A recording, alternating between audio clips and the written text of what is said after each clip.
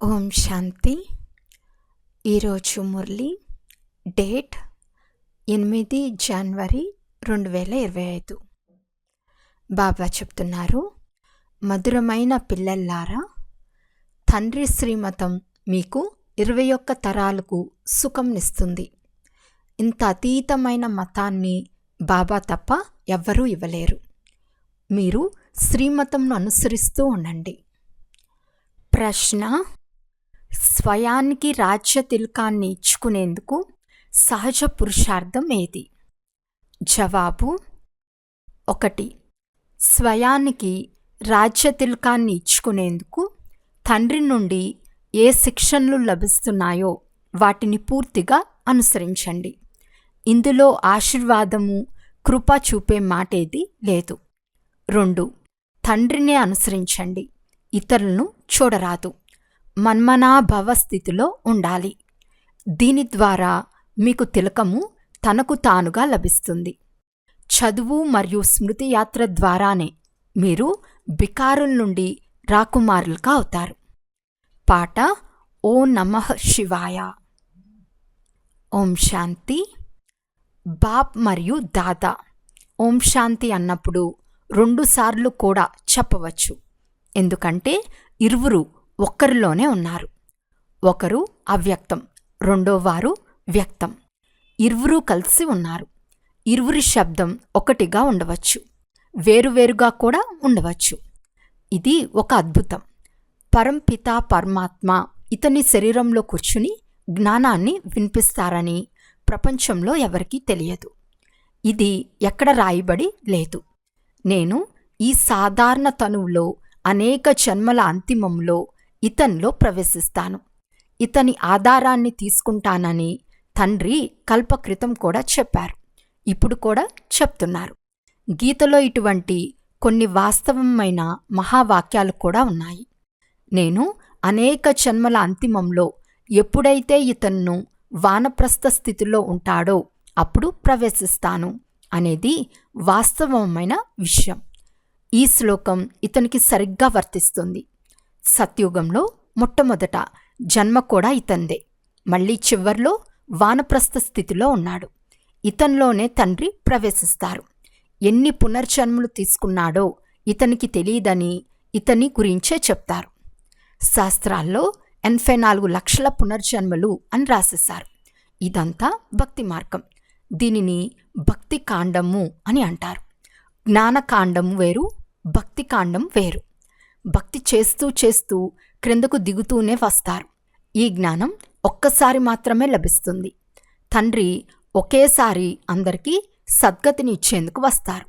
తండ్రి వచ్చి అందరికీ ఒకేసారి భవిష్య ప్రాలబ్ధాన్ని తయారు చేస్తారు.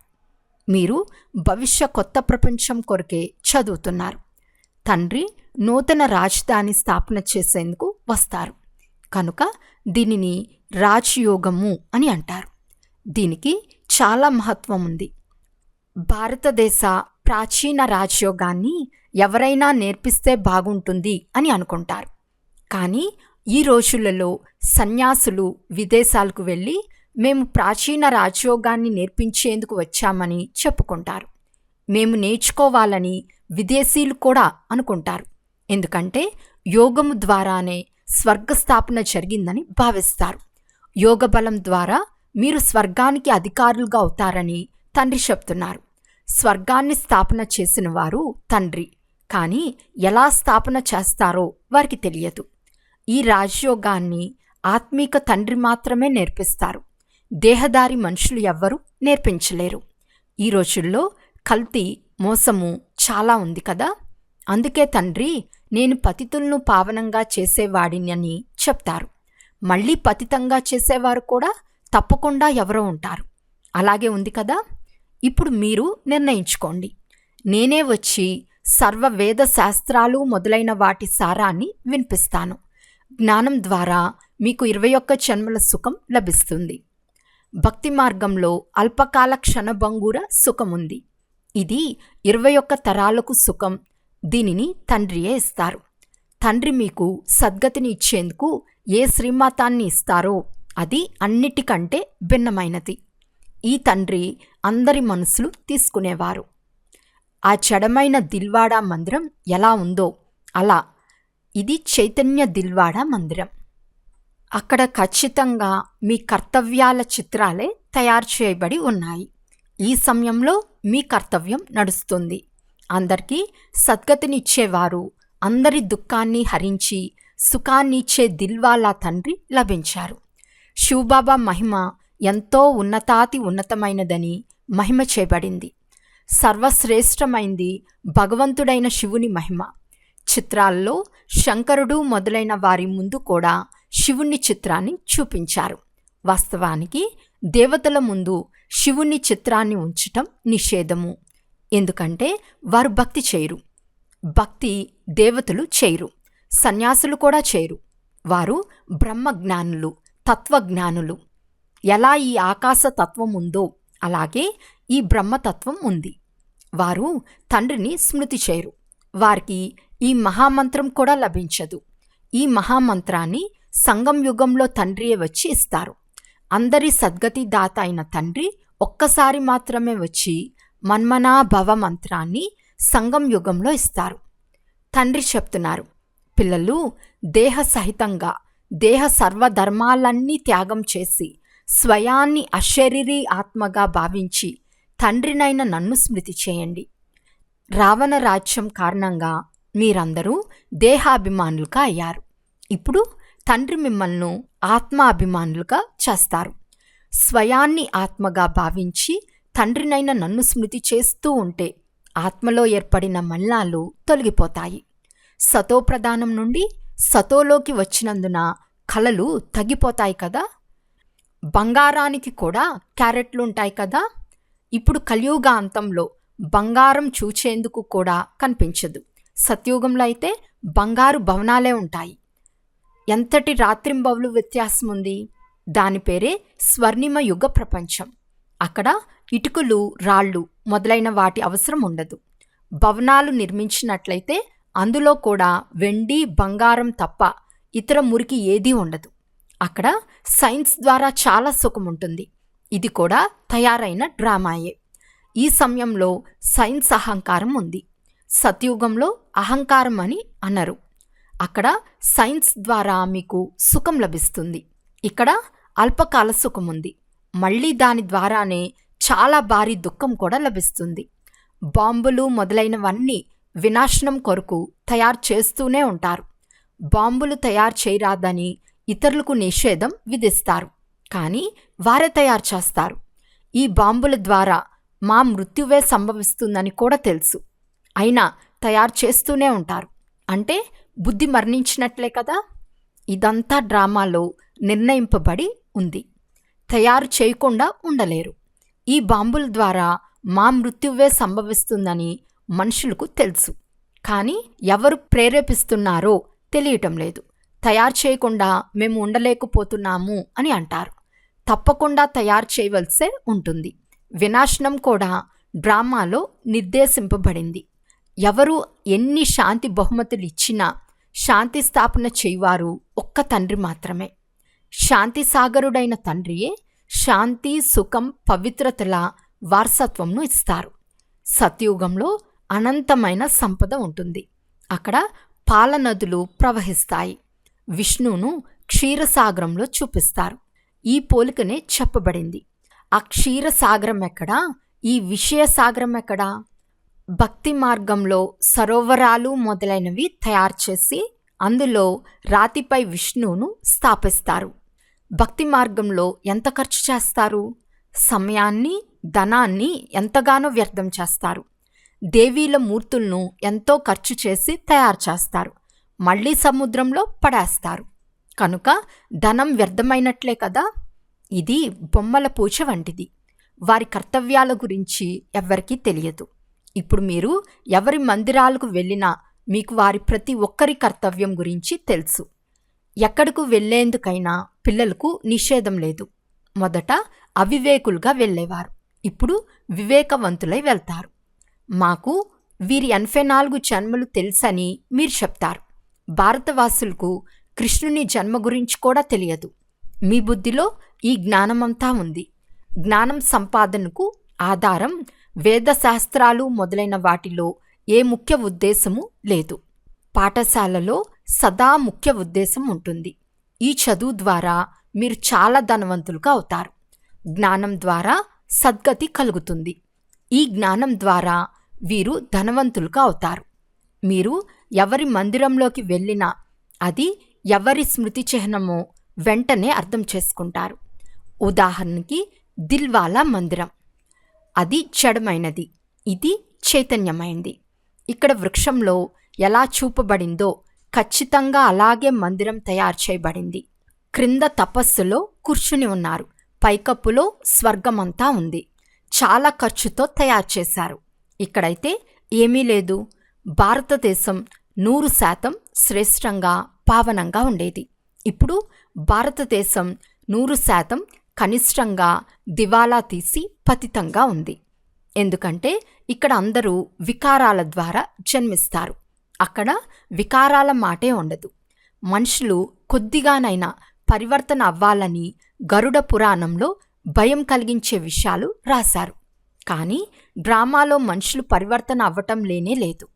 ఇప్పుడు ఈశ్వర్య స్థాపన జరుగుతోంది. ఈశ్వరుడే స్వర్గస్థాపన చేస్తారు కదా, వారినే హెవెన్లీ గాడ్ ఫాదర్ అని అంటారు. తండ్రి అర్థం చేయించారు. అక్కడ యుద్ధం చేసే ఆ సైన్యం రాజారాణుల కొరకు అంతా చేస్తారు. ఇక్కడ మీరు మీ కొరకు మాయపై విజయం పొందుతారు. ఎంత చేస్తారో అంత పొందుతారు. మీరు ప్రతి ఒక్కరూ మీ తనువు, మనస్సు, ధనాలను భారతదేశాన్ని స్వర్గంగా తయారు చేయటంలో వినియోగించాల్సి వస్తుంది. ఎంత చేస్తారో అంత ఉన్నతమైన పదవి పొందుతారు. ఇక్కడ ఉండేది ఏదీ లేదు, కొందరిది ధూళిలో కలిసిపోతుంది అని గాయనం ఈ సమయాందే. మీకు రాజ్యభాగ్యాన్ని ఇప్పించేందుకు ఇప్పుడు తండ్రి వచ్చారు. ఇప్పుడు తనువు, మనసు, ధనములన్నీ ఇందులో వినియోగించండని చెప్తున్నారు. ఈ బ్రహ్మ సర్వస్వాన్ని సమర్పణ చేశారు కదా, ఇతన్ని మహాదాని అని అంటారు. వినాశీ ధనాన్ని దానం చేసిన తర్వాత అవినాశీ ధనాన్ని కూడా దానం చేయాల్సి ఉంటుంది. ఎవరు ఎంత దానం చేస్తారో అంత పొందుతారు. పేరు పొందిన దానులైతే ఫలానా వారు గొప్ప దాతగా ఉండేవారని అంటారు. పేరు ఉంటుంది కదా, వారు ఇండైరెక్ట్గా ఈశ్వరార్థం చేస్తారు. రాజ్యస్థాపన అయితే జరగదు. ఇప్పుడు రాజ్యస్థాపన జరుగుతుంది కనుక పూర్తిగా దాతలుగా అవ్వాలి. భక్తి మార్గంలో మేము మీకు బలి అవుతామని గానం కూడా చేస్తారు. ఇందులో ఖర్చు కొంచెం కూడా లేదు. ప్రభుత్వానికి ఎంత ఖర్చు అవుతుంది? ఇక్కడ మీరు ఏమి చేస్తున్నా అది మీ కొరకే. 8 మాలలో అయినా రండి, 108 మాలలో అయినా రండి, 16,108 మాలలోనైనా రండి. గౌరవపూర్వకంగా ఉత్తీర్ణులవ్వాలి. కర్మాతీత స్థితిని పొందే ఏ శిక్షలు అనుభవించినంత యోగాన్ని సంపాదించుకోండి. మీరందరూ సైనికులు. రావణునితో మీ యుద్ధం జరుగుతోంది. ఏ మనుషులతోనూ కాదు. పాస్ కాని కారణంగా 2 కళలు తగ్గిపోయాయి. త్రేతాయుగంను 2 కళలు తగ్గిన స్వర్గమని అంటారు. తండ్రిని పూర్తిగా అనుసరించే పురుషార్థమైతే చేయాలి కదా. ఇందులో మనసు, బుద్ధి ద్వారా సమర్పణ కావలసి ఉంటుంది. బాబా ఈ సర్వస్వము మీదే అని చెప్పినప్పుడు దీనిని సర్వీసులో వినియోగించండి అని తండ్రి చెప్తారు. నేను మీకు ఏ సలహాను ఇస్తానో ఆ కార్యం చేయండి. విశ్వవిద్యాలయాన్ని తెరవండి, సేవా కేంద్రాలను తెరవండి. అనేక మందికి కళ్యాణం జరుగుతుంది. కేవలం తండ్రిని స్మృతి చేయండి, వారసత్వంను తీసుకోండి అనే సందేశాన్ని ఇవ్వండి. మెసెంజర్, పైగాంబర్ అని పిల్లలైన మిమ్మల్నే అంటారు. నన్ను స్మృతి చేస్తున్నట్లయితే మీ వికర్మలు వినాశనమవుతాయి, జీవన్ముక్తి లభిస్తుంది అని తండ్రి బ్రహ్మ ద్వారా చెప్తున్నారనే సందేశాన్ని అందరికీ ఇవ్వండి. ఇప్పుడు జీవన బంధనం ఉంది, తర్వాత జీవనముక్తి ఉంటుంది. నేను భారతదేశంలోనే వస్తానని తండ్రి చెప్తున్నారు. ఇది అనాదిగా తయారైన డ్రామా. ఎప్పుడు తయారైంది, ఎప్పుడు పూర్తవుతుంది? ఈ ప్రశ్న తలెత్తదు. ఇది అనాదిగా నడుస్తూనే ఉంటుంది. ఆత్మ ఎంత చిన్న బిందువు, అందులో అవినాశి పాత్ర నిండి ఉంది. ఇవి ఎంత గూహ్యమైన విషయాలు. నక్షత్రం వలె చిన్న బిందు మాతలు కూడా ఇక్కడ మస్తకంపై బిందువును ఉంచుతారు. ఇప్పుడు పిల్లలైన మీరు పురుషార్థం ద్వారా మీకు మీరే రాజ్య తిలకాన్ని దిద్దుకుంటున్నారు. మీరు తండ్రి శిక్షణలను అనుసారం బాగా నడిచినట్లయితే మీరు స్వయానికి రాజ్య తిలకాన్ని దిద్దుకున్నట్లే. ఇందులో ఆశీర్వాదము, కృప ఏమీ ఉండదు. మీరే స్వయానికి రాజ్య తిలకాన్ని దిద్దుకుంటారు. వాస్తవానికి ఇదే రాజ్య తిలకం. తండ్రిని అనుసరించే పురుషార్థం చేయాలి, ఇతరులను చూడరాదు. ఇది మన్మనాభవ స్థితి. దీని ద్వారా మీకు తనకు తానుగా తిలకం లభిస్తుంది. తండ్రి ఇవ్వరు. దీని పేరే రాజయోగం. మీరు బికారుల నుండి రాకుమారులుగా అవుతారు. కనుక పురుషార్థం ఎంత బాగా చేయాలి, ఇతడిని కూడా అనుసరించాలి. ఇది అర్థం చేసుకోవాల్సిన విషయం కదా. చదువు ద్వారా సంపాదన జరుగుతుంది. ఎంతెంత యోగం ఉంటుందో అంతంత ధారణ జరుగుతుంది. యోగంలోనే శ్రమ ఉంది. అందుకే భారతదేశ రాజయోగం మహిమ చేయబడింది. గంగా స్నానాలు చేస్తూ చేస్తూ ఆయువంతా అయిపోయినా పావనంగా అవ్వలేరు. భక్తి మార్గంలో ఈశ్వరార్థం పేదవారికి ఇస్తారు. ఇక్కడ స్వయం ఈశ్వరుడే వచ్చి పేదవారికే విశ్వ సామ్రాజ్యాన్ని ఇస్తారు. వారు పేదల పెన్నిది కదా. 100% సంపన్నంగా ఉన్న భారతదేశం ఈ సమయంలో 100% దివాలా తీసింది. దానం సదా పేదవారికే చేయబడుతుంది. తండ్రి ఎంత శ్రేష్టంగా తయారు చేస్తారు. అలాంటి తండ్రిని తిడతారు. తండ్రి చెప్తారు, ఎప్పుడు ఇలా గ్లాని చేస్తారో అప్పుడు నేను రావాల్సి వస్తుంది. ఇది కూడా డ్రామాలో నిర్ణయించబడింది. మీరు తండ్రి కూడా అయినారు, టీచర్ కూడా అయినారు. సద్గురు అకాల్ అని సిక్కులు అంటారు. పోతే భక్తి మార్గంలోని గురువులు అనేక మంది ఉన్నారు. అకాలమూర్తికి కేవలం ఇదే సింహాసనంగా లభిస్తుంది. పిల్లలైన మీ సింహాసనాన్ని కూడా బాబా ఉపయోగించుకుంటారు. నేను ఇతనిలో ప్రవేశించి అందరి కళ్యాణం చేస్తానని తండ్రి అంటారు. ఈ సమయంలో ఇతని పాత్ర ఇది. ఇవి బాగా అర్థం చేసుకోవలసిన విషయాలు. కొత్తవారెవ్వరూ అర్థం చేసుకోలేరు. అచ్చా, మధురాతి మధురమైన అపురూపమైన పిల్లలకు మాతాపిత బాప్దాదాల ప్రియ స్మృతులు మరియు గుడ్ మార్నింగ్. ఆత్మీక పిల్లలకు ఆత్మీక తండ్రి నమస్తే. ఆత్మీక తండ్రికి ఆత్మీక పిల్లల యొక్క ప్రియ స్మృతులు మరియు నమస్తే నమస్తే నమస్తే. ధారణ కొరకు ముఖ్య సారం. ఫస్ట్ పాయింట్, అవినాశి జ్ఞానధనాన్ని దానం చేసి మహాదానులు కావాలి. ఎలాగైతే బ్రహ్మబాబా తన సర్వస్వాన్ని ఇందులో వినియోగించారో అలా తండ్రిని అనుసరించి రాజ్యంలో ఉన్నత పదవిని తీసుకోవాలి. సెకండ్ పాయింట్, శిక్షల నుండి తప్పించుకునేందుకు కర్మాతీత స్థితిని పొందే విధంగా యోగాన్ని సంపాదించాలి. గౌరవయుక్తంగా ఉత్తీర్ణులయ్యేందుకు పురుషార్థం చేయాలి. ఇతరులను చూడరాదు. వరదానము: కఠినమైన నియమాలు మరియు దృఢ సంకల్పం ద్వారా నిర్లక్ష్యాన్ని సమాప్తం చేసే బ్రహ్మా బాబా సమానం అతక్ భవ. బ్రహ్మా బాబా సమానం అతక్గా అయ్యేందుకు నిర్లక్ష్యాన్ని సమాప్తం చేయండి. అందుకు ఏదైనా కఠినమైన నియమాన్ని తయారు చేసుకోండి. దృఢ సంకల్పం చేయండి. అటెన్షన్ అనే కాపలాదారుడు సదా చురుకుగా ఉంటే నిర్లక్ష్యం సమాప్తమైపోతుంది. ముందు స్వయంపై శ్రమ చేయండి, తర్వాత సేవలో శ్రమించండి. అప్పుడు భూమి పరివర్తన అవుతుంది. ఇప్పుడు కేవలం చేశాంలే అయిపోతుంది, ఈ విశ్రాంతి సంకల్పాలనే డన్లప్ పరుపును వదిలేయండి. చెయ్యాల్సిందే అనే స్లోగన్ మస్తకంలో గుర్తుంటే పరివర్తన అయిపోతుంది. స్లోగన్: సమర్థ మాటలకు గుర్తు ఆ మాటల్లో ఆత్మీక భావం మరియు శుభ భావన ఉండాలి. అచ్చా, ఓం శాంతి.